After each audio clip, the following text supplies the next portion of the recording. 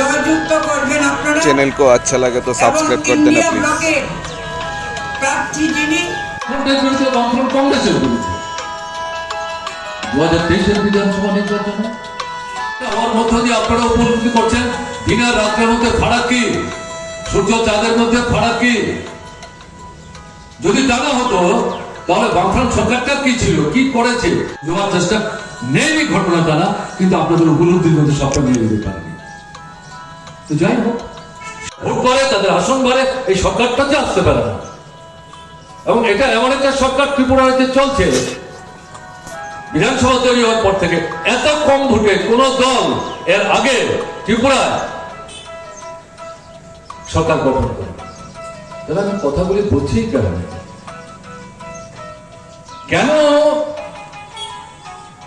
আপনার নিজের যে শক্তি, করার যে ক্ষমতা, দেশের নির্বাচনে যেটা আপনি করে দেখিয়েছেন, এটা ভুলে যাচ্ছেন কেন? আত্মবিশ্বাসে বলি আমি, নিজের উপর বিশ্বাস রাখুন। সারা দেশে যে আওয়াজ উঠেছে, ত্রিপুরার মানুষ নিজের ভোট নিজে যদি ঠিক মতো দিতে পারেন, দেশের নির্বাচনে দিতে পারলেই তো অন্যরকম চেহারা দিতে পারতো। ত্রিপুরা কথার পরেও আমি এই কথা বলছি, কাজে যেটা দেশের নির্বাচনে করতে পারলেন না, এটা পুষিয়ে নেওয়ার একটা সুযোগ আপনার সামনে এই লোকসভা নির্বাচনকে ভিত্তি করে উপস্থিত করেছে। এটাকে পুষানোর দায়িত্ব আপনাদের নিতে হবে। এক্ষেত্রে এই যে বিধানসভা কেন্দ্র, এই কেন্দ্রে